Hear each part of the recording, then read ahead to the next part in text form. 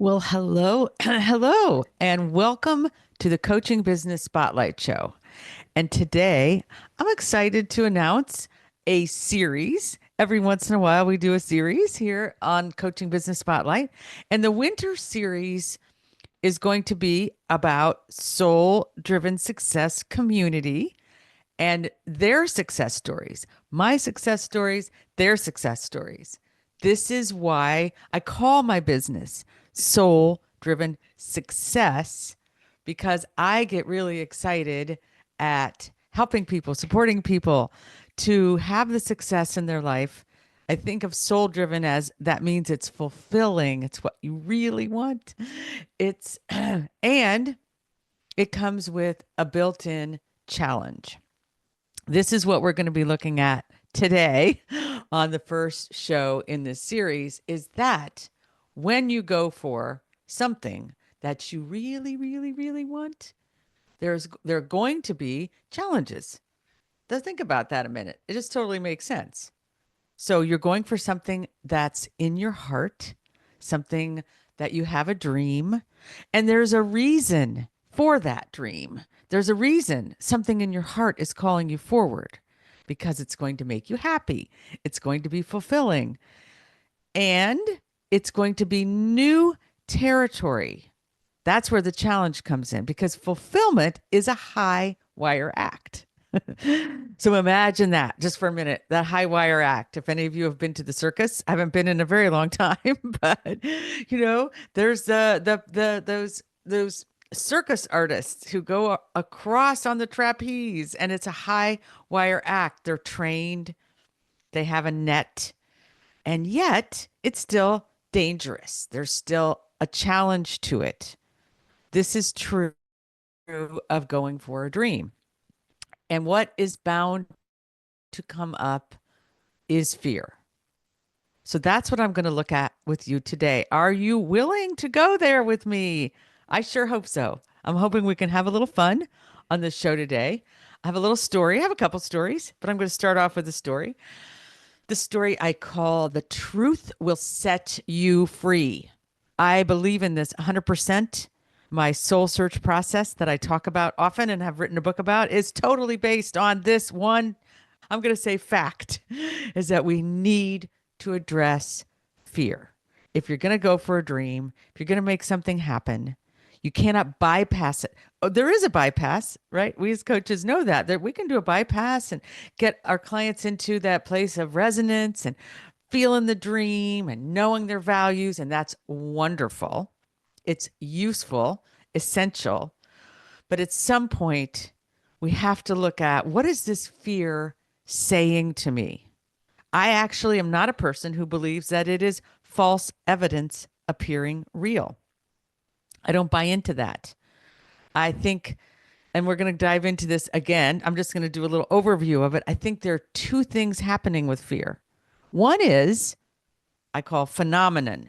You're in new territory. You may not know what you're doing. You may have some questions. You may have some on things you don't know. And maybe even some things that are truly, oh, I better take a look at that. I better take a look because I don't know that. And I might need some help with that.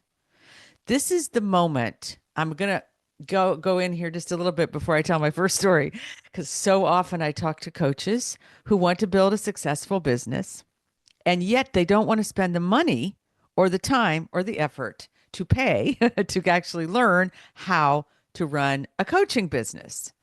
And I know these people are very intelligent mostly, and they're loving and wonderful. And almost every single one has had success in other areas of their life. They know how to succeed. And yet they're stopped here because there is a fear.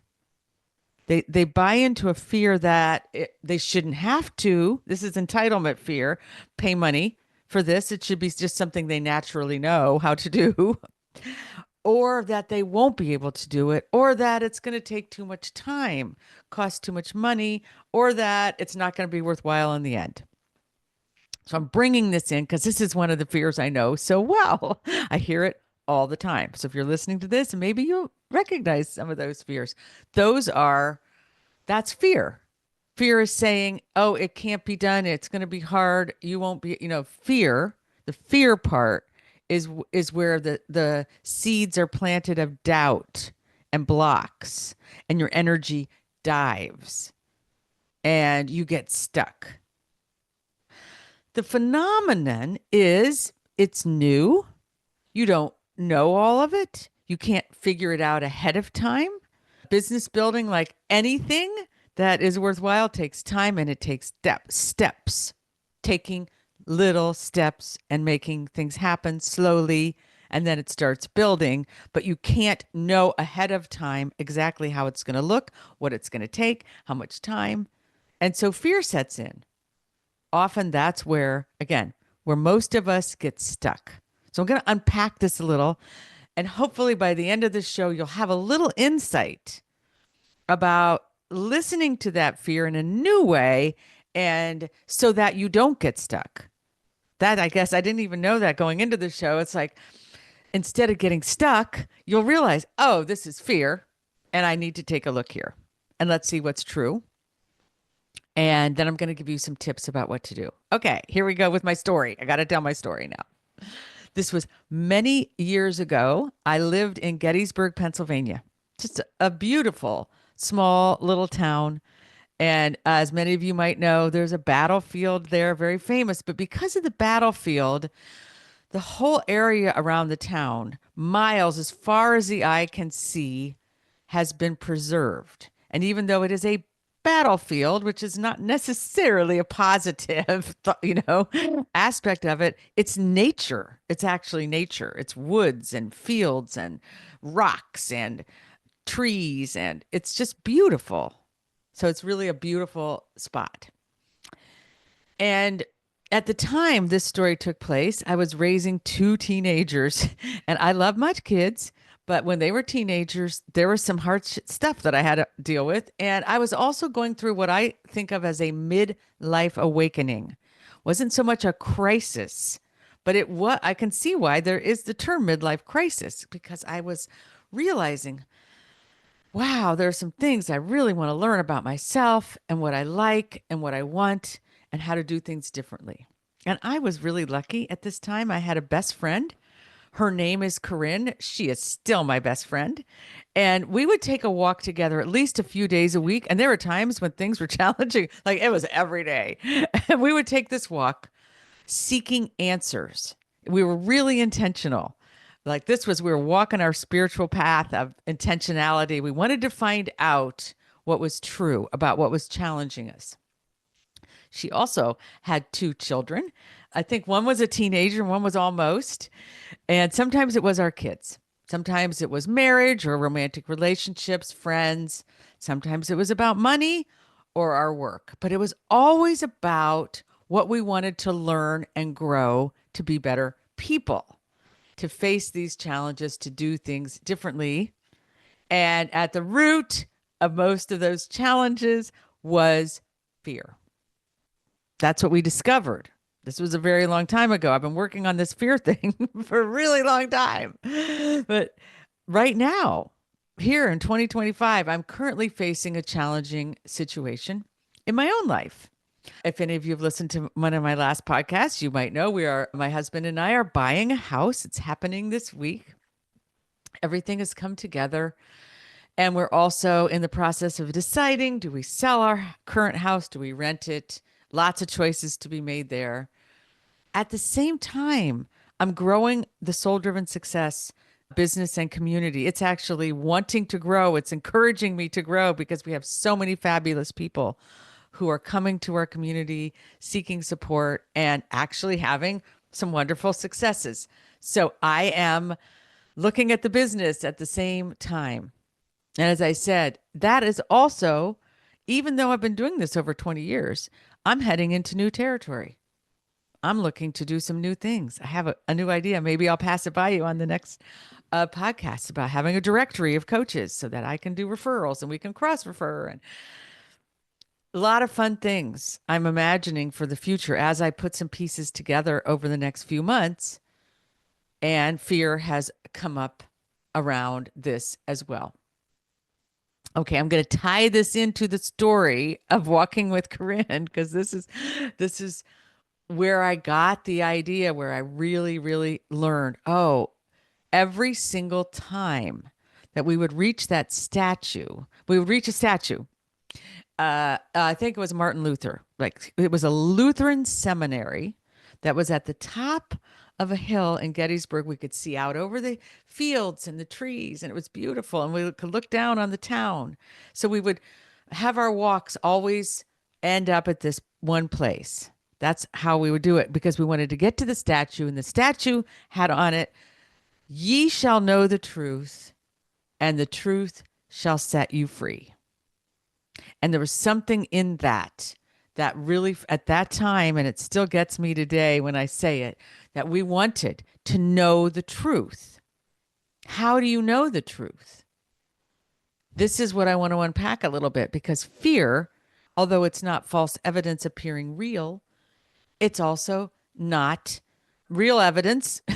It's not. There are two different things that are happening, right? As I was saying earlier, there are two things happening. There's this whole train of actual fear that gets activated because you're in new territory and you're doing something that might be risky. Most likely it is, whether it's in a personal relationship or with your business or money, something risky, something new is going to be risky. So fear will come up and it will whip all those fear-based thoughts about that I said earlier, not being able to do it, being, whatever that is in your mind. But then there's also this something that's true. Oh, there's something new here that I see my hands raised. If you can see the screen, if you're watching this, it's so funny. I put my hand, I said, no, yeah, let's take that hand down. So it's so important. And on these walks, this is what Corinne and I would do. We would put everything out on the table. Here's all the stuff happening. Now let's see what's actually true here and what's actually just our fear that's getting in the way. We made this a ritual and we did this for years. So I have this in my bones as a process. I'm going to say I'm an expert at this, at helping. This is one of the reasons I've been able to help people succeed as a coach is because I I go through this myself and I know how to listen for what's fear and what actually isn't fear, that phenomenon piece, so I can help bring that forward to see what's true, not to bypass it.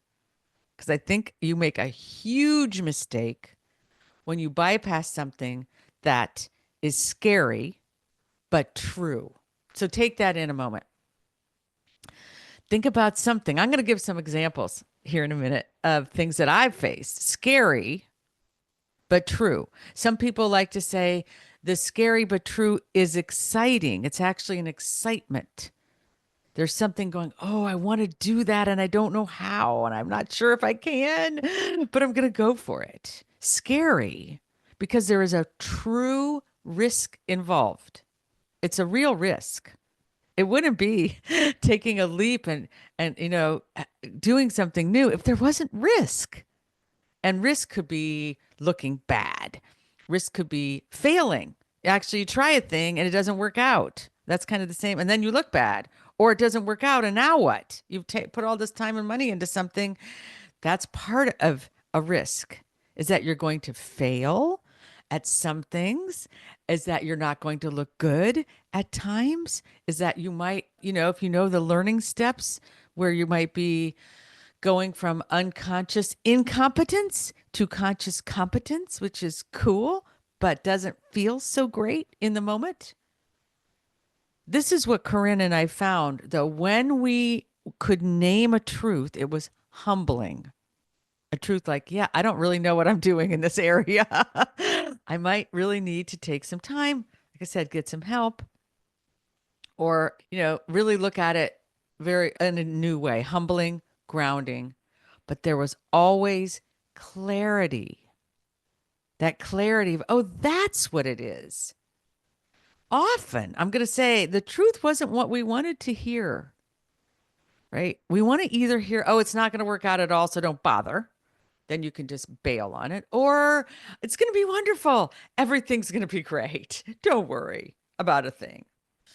I'm almost wanting to break into song. Don't worry about a thing. I did. Every little thing gonna be all right. And there's a truth to that. Things will be all right. But usually there's a piece of the journey I think of as the goo, right? That butterfly goo from caterpillar to butterfly, where it's not all right. It's not there yet. You're not there yet. It's uncomfortable and you're having to work things out. And again, it's bound to keep bringing up fear. That's just logical. It's going to happen. The better you are at going, okay, I'm willing to face some fears about myself, clear them out, because part of being set free from your fear is you become stronger. You become more confident. You become more of yourself, gets to be expressed, because a lot of that fear just gets cleared out of the way. You're no longer afraid of some things. Think about that. It's really, in my opinion, it's so worthwhile. I'm gonna go down now. The next piece is I'm just gonna talk about some areas, some ways of addressing fear, and then I'm gonna give you some examples of how I have faced some fears, and then we're gonna sign you out with an assignment. Okay, here we go. One thing I say about fear, a way to look at it's simply information. This is the phenomenon. There's simply information that you want to take a look at to make a choice from. You don't want to make it from fear, that place of I don't know and I can't and it's going to be bad or hard, where your heart is racing or there's anxiety, right? When you feel anxiety, that is not the place to make a good choice. You want to work through that anxiety. And this is one way, is to take a look, just to step back and say, what's actually true here? And so often, I would love to hear from you if you find this to be true, because so often it's simple. It's simply you do hear things like, well, you don't know what you're doing here. There's something you still need to learn or you need help. There's basically going to be some of though it will be in your own situation. That's number one. Take that fear and look at the away, just kind of park it over here a minute and say, well, what's actually here that I need to take a look at? Another thing that I heard from a teacher of mine the other day, she said, you need to have courage, the courage to have faith. The courage to have faith, I thought was brilliant. So there's courage, that's heart. So you want to bring your heart forward. It takes courage to take a risk, to go for something you want, for a dream to be true, to take action on something you've never done before. So there's courage to have faith, but to have faith in what? This is, again, not blind. I don't believe in blind faith. I think there's a piece of faith that you're like, I'm going to do it, even though I don't have all the information. I'm gonna move forward even though I don't know how it's going to turn out. That's faith. I'm going to move forward even though I don't know how it's going to turn out. I'm going to have faith in myself. I'm going to have faith in co-creating with the universe. I'm going to have faith that I have a good coach or a mentor or a good community I can lean into. I have faith in my spiritual beliefs. So when you look at this challenge that brings up fear, this is another ritual. You can tune into your courage and ask yourself, what do I have faith in that's going to help me go into this risky area in order for a dream to come true? Okay, and I've already addressed, but here's just make it a ritual, separating the fear from the phenomenon. Here's the fear voice. You might want to write it down, write all the things the fear is telling you. And then in another column, write, but here's the actual situation. I need to do some marketing and, so that I can get some new clients. Phenomenon is need new clients. Marketing is needed. Fear is I won't be able to do it. I don't know how to do it. It'll, all that. Phenomenon is simple. Marketing is needed for new clients. Lots we could talk about with that because that's a whole fun area. And even if you're challenged by it, there are things you can learn. That's where you start going. So this is where I'm going next with you. Once you've addressed the fear and you've kind of got, okay, that's my fear, but here's what's true. Okay, here's what's true. From there, you want to take action. And my big tip of the day from this show is that you want to take consistent action. And I think I've done this on a couple of other shows because this has been my, if I have, I'm not going to apologize. This has been something that has been working for me in this whole challenge I've been going through with the house selling and buying and whatever whatever is going to happen there. I found that if I take consistent action from the truth, okay, I need some new information, or maybe I need to talk to my real estate agent, or maybe something. If I get to that the truth, oh, I still don't, there's something I don't know. I take action from there, and if I do it consistently, listen carefully, the fear is very, very mild. The fear is very mild, as opposed to I'm afraid. I don't know what to do. I've never done this before in this exact situation. And so I get stuck and then I don't take action. And then by the time I do take action, there's a whole lot of emotion that's built up and there's a whole lot riding on the action. And so if I fail, it seems terrible. And even if I succeed, it doesn't feel grounded because it hasn't come from that consistent action that will keep you learning and growing. When you take action, you learn. When you take action, you find out. When you take action, it's like, oh, no, not that, this. Or, oh my gosh, I hit on it first time. Let's keep going. Here are some examples for me. So a few years ago, I decided I wanted to start a community. Really important to me. I work with coaches. What do coaches need? What do I need? We need each other. I needed a community. I didn't just want to work with coaches one on one. I love that work. I wanted to bring the course that I had then and that I've now perfected on building a business forward. I wanted to teach it and train it, and I wanted to do it in community. I'd never created a community before. So, wow, fear really, really came up. And here's just a little tip in addressing that fear. The phenomenon was I really didn't know how to do it. I took some action. I had some success right off the bat. And then I had some failure. So I got a bunch of people who said yes to my first offering. And then the pandemic hit, literally. That's what happened. And things kind of went wonky. But I got enough learning from the success to keep going and I kept taking action, even though I had had this failure. I kept taking action. It didn't always look good. I didn't grow like a weed. It grew like one person at a time. I started getting, oh, maybe that's the best way for this to happen. Until now, I have a beautiful, thriving community of coaches. This has happened when I raised my prices. I've done it many times, but I did it a couple years ago and I felt that fear and I hesitated. So this was the thing. I hesitated until it felt like this great big thing. And luckily, I had a wonderful coach at the time, and she worked through the fear with me, and she helped me to find a way to do it slowly. This is another thing when you take the fear out and you just look at well, I want to raise my prices. And I'm a person, I grandfather people in, I offer specials, I give people a heads up. Prices are going to be going up in 3 months. I like to do things slowly. She showed me how to do that. Is this making sense to you? Because the fear will have you going, oh my gosh, I just got to raise my prices and I got to do it now and I have to do it and or else I'm going to be bad. As opposed to, well, what's my way of doing that? And how can I do it? Still risky. You don't know when you raise prices what people are going to say, but more grounded in truth. Writing a book. I've written 2 books. So much fear came up about were people going to like it? Was I even going to all of that? I learned from my first book, though, just to take action. I came up with about 6 steps to do. Write a first draft, write an outline, get an editor.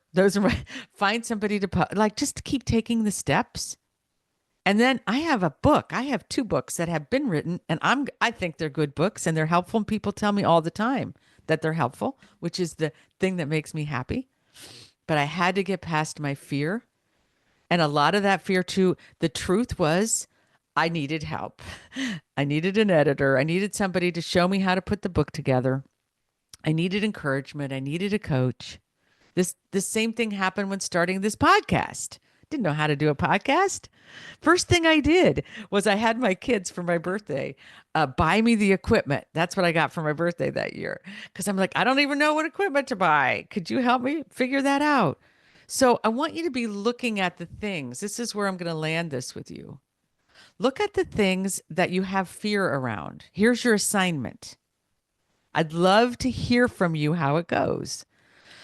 Maybe just pick one thing at a time and separate that fear from phenomenon and kind of get clear the fear voice because you'll know how it feels. Fear feels scary in a way that it blocks, it's stuck, the energy is low. So you separate that out and then take a look at the phenomenon. Here's what you want to achieve. This is where you're going next with your coaching business. This is the new activity you want to learn about marketing, or maybe there's a new way you want to branch out, do group coaching, find out about executive coaching. Maybe you want to really see what is it going to take to reach people beyond the people I know, beyond the people they know. How do I do that? I'm just giving some examples coming to my mind. Here's the homework assignment around this. What I'm challenging you to do is to pick one thing that you want to work on. And let's say for a week, from the time you're listening to this till a week later, put it on your calendar and take consistent action every day towards that one thing. Consistent action. Call somebody, do some research, use Chat GPT the way I love to use Chat GPT. Find out. That's action. That's part of action. I think part of action can be inner action. Maybe you need to take a day off and just meander. But in these 7 days, take action, external action. Put something out in the marketplace. Try something out. Maybe small, maybe a 3-minute video, maybe a post on LinkedIn. Maybe you call somebody up or send an email because you want to do a workshop somewhere or you want to find out from a friend or a colleague something. Reach out to an old client who you haven't heard from in a while just to see how they're doing and say, here's my new offering. Those are scary things, maybe. Like, but put that fear aside. Scary is okay. Scary is like, ooh, I'm alive. I'm doing something. I'm on purpose. Right? You got that? That's the deal. So one of my mentors, she had this line. She said, "This is your mission. If should you choose to accept it, your mission is to look at something you want, pull the fear out of it, look at the phenomenon, take consistent action, and see what happens. See what you learn, see how you grow, accept the failures as they come. What do you learn from those? And what I want you to be mostly looking for is that confidence you're building and the good feeling that comes. And this is where I'm going to land it because that's the truth. And that's the truth that will set you free is that you can do it and you can do it your way if you are really clear on managing that fear and connecting with your heart. And that's how you'll have soul driven success. Woohoo! Go get them.